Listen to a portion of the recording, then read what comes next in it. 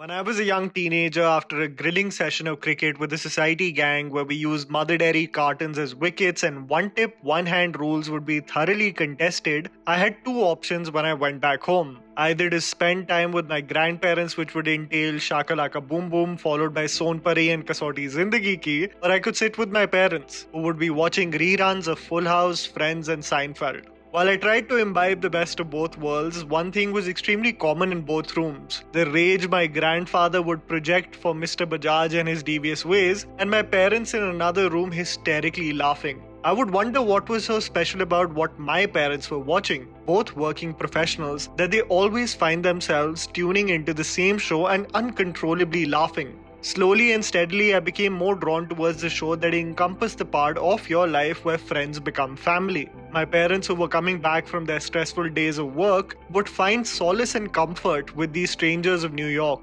While I could sense their frustrations probably at the pitch in which they scolded or addressed me, I felt as if the show brought a calming effect within them, a release of endorphins that would be healthy for anyone.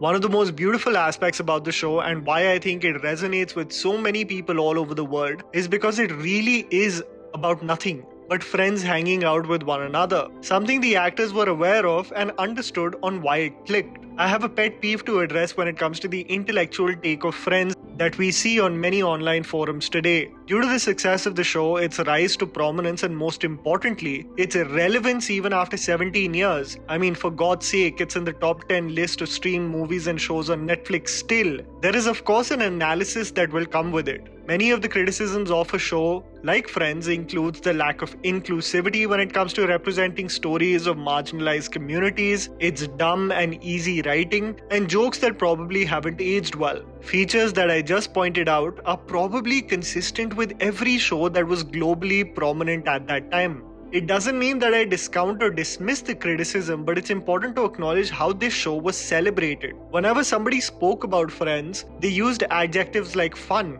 hilarious, and familiar. There was never a case where any diehard fan would describe the show as smart, intellectual, or layered in its narrative. It was just close to their heart, something they could look forward to, something that could guarantee a smile on their face, because sometimes that's enough. This makes me think about the fact that we always have our favorite films, right? No, not the films that we want to tell people we love, but the films that we play on television on lazy Sunday afternoons. And you know, no matter how many times you watch it, it will generate laughter. This will always be Hera-Fairy for me. That's a separate topic that it is a remake of a Malayalam film, Ramji Rao speaking, but it was carefree, silly, and so much fun. Now, if in this debate you bring a comparative analysis of Jani Bhi Do Yaro on how smart, witty, and nuanced it is, and how superior of a comedy it is to Hera-Fairy, strictly from a technical standpoint, I'll agree with you. But that still doesn't take away from the fact that Hera-Fairy is still special to me. Similarly, when I see debates about The Office being a superior show or Brooklyn Nine-Nine having way more intelligently written dialogue, I may agree with you, but it still doesn't take away from the fact that Friends is etched in my memory as love and admiration for a show and characters that will never change. Whenever there is a project that is timeless in nature and people talk about its magic for years to come, I'm always so keen to understand how the project came into fruition. When I heard the stories on the reunion show about how Friends was cast, it really did put into perspective a lot of things for me. Pilot season used to be huge for actors in Hollywood. Various television networks would pitch shows and some would get picked up and some would be chucked in the back burner. Many actors in the cyclical process of auditioning, being a part of a show and it not getting picked up, would get frustrated, but some would carry on. This used to be a huge deal for actors as television was the primary source of entertainment for households. It would guarantee you a handsome paycheck on a weekly basis, and if it would be picked up for syndication, you would be receiving residual checks till you reached your grave, a phenomena that never existed in India. So when I see that David Schwimmer was done with TV, Jennifer Aniston already had a commitment with another show, the god-awful pilot that Matthew Perry was on before this, Courtney Cox initially being envisioned as Rachel and then stating that she gravitates more towards Monica, the small roles that Lisa Kudrow took up in Mad About You, it makes the eventual outcome of the show and what it became even sweeter. What a lot of people don't give credit to the talent of the show for is how far ahead they were in the thought process of having an equal working environment. in India, we still talk about the large pay gap between male and female actors, where in some way you can argue that it is justified for the case of commercial star-led Bollywood movies, as they are the crowd pullers. The large gap sometimes also is so exponential that it makes the female actors often feel insignificant. But imagine, in 1997, when Friends Season 3 was going on, acknowledging that it is not conducive to have different pay brackets while every actor is contributing to elevate the quality of the show equally. From some sources, it is understood that David Schwimmer and Jennifer Aniston were on a higher pay bracket, and it became a sticking point among the cast, negotiating together to get paid equally for the remainder of the seasons. Eventually, the main 6 members were getting paid a whopping $1 million per episode in Season 9 and 10. I think beyond what happened behind the scenes and why I just love and adore this cast, I think one of the main reasons of its success is for the show to be telecast in front of a live audience. One of the main reasons why comedians, at least the successful ones, have such a connection with their audience is because there is an immediate feedback they receive of their jokes, communicated simply through laughter or crickets in the audience. Similarly, the creators of the show, David Crane and Marta Kaufman, could gauge from the reactions of the live audience of whether jokes are landing or even if romantic angles need to be further explored. This helps in understanding the pulse of an audience, who they connect with the most, and building the blocks in the right direction. Not to do fan service at the expense of the show, but to be aware of it.